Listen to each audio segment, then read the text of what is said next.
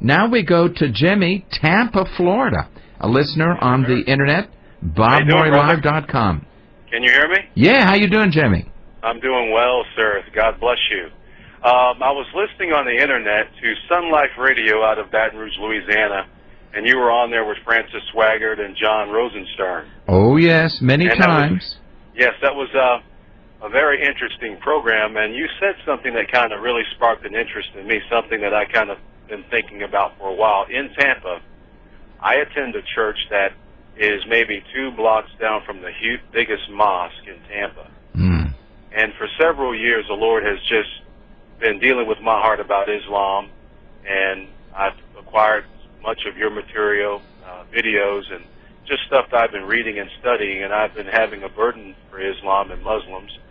And you said something on that program. You said that churches, especially nowadays, should have some type of training program for Christians to absolutely to reach out to Muslims, to in love, Muslims, and to also to expose the errors of Islam. Yes, and we're talking about love. We're not talking about hate. I can tell from your voice you're not saying, let's get a group together to bomb the local mosque. Oh, no. No, we're talking about reaching out in love to these people. They've immigrated to this country. They're frightened. They're alone. The terrorists rule over them. Most of these mosques are run by terrorists. Yes. And every church should have a program of reaching these people for the good. Yes. And what I wanted to know was, I have somewhat of a working knowledge of Islam, and like I said, I've been looking into it for several years now. Mm-hmm. What would be some good suggestions that you would suggest for us, like maybe a how-to or a step-by-step, or how would I take Christians who maybe don't know much about Islam, that may have a heart to make a difference for Christ? How would what would be some suggestions that you would say that I could do? Well, of course, given the limitations of this program, it would be like, you have to convince your leaders. But what I want you to do is to hang on. Okay, I certainly will. And then we're going to give you the personal number. Okay. Or you give us a couple of numbers. Now, we're California. When we can call you and you can call us and I can talk to you personally. Okay. Or you can go to faithdefenders.com and email me there, Dr. Morey, at faithdefenders.com. It'll get to me. But very simple. Number one, if you don't get the pastors behind you, nothing will work. Yes, my pastor, I was speaking with my pastor in the meeting we had recently, and he was all for it. He was all for it. He wanted the program to start. We didn't set a date. I just wanted to prepare, something and get something going. Well, we'll talk about that. I've helped many churches do this. It takes preparation, that it's done right. The comic book for reaching all the youth in the church, they take it into the high schools, into the colleges, the junior highs. That's the first shock troop. And then to prepare classes on this, to show videos like the Battle of the Three Battles, a brand new video we just put out of the lecture that I gave in San Diego. Same church where there was an attempt to assassinate me. So there's a lot of stuff to do, but this is something we can discuss. Okay. So I want you to hang on. Yes, sir. And that is not something of real great interest to the listening people. 1-800-401-TRUTH. Tomorrow, Thursday, KPLS is going to air the L.A. Sparks game. Playoff. We're not going to be on. But Bob Morey Live is going to broadcast online. So if you have access to the Internet, just go to BobMoreyLive.com. A special edition, and so those of you listening on the Internet, hey, this is your great opportunity to call and to participate. And we're trying this out. When we get preempted from live radio on KPLS, maybe we'll do a live Internet broadcast. Today we had Hawaii and Florida. Yeah, Hawaii, Tampa. We'll see the other places. Sure.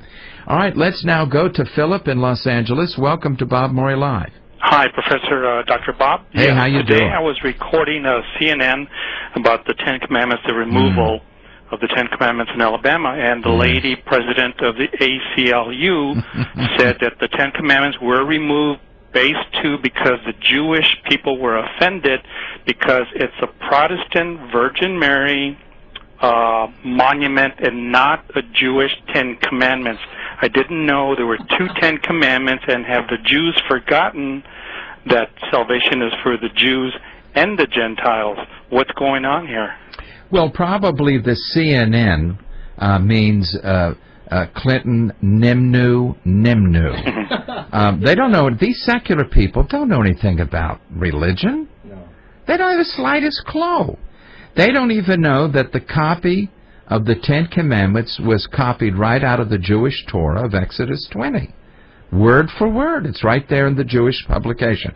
Now, nothing to do with the Virgin Mary, because she wasn't even around when Moses. Now, that's the mistake. Yeah, the whole thing was ignorance. And by the way, I'm very irritated, even at Rush Limbaugh, because the issue is separation of powers. The Congress is the only one who can make laws. When these judges invent laws arbitrarily out of their own personal bigotry and beliefs, they have violated the Constitution. So the real issue is that there is a separation of powers between the three branches of government: the executive, the judiciary, and the legislative. The legislative branch is the only branch that is supposed to make laws. They are the only ones who could determine whether or not Ten Commandments could be there. When a judge rules on such issues, and this is what Judge Roy Moore is saying, that federal judge violated the Constitution. The real issue that has to go to the Supreme Court, which has been violating the Constitution all along, is that they are not demagogues. We, the people, are supposed to run this country. We elect representatives who will put the laws we want in effect.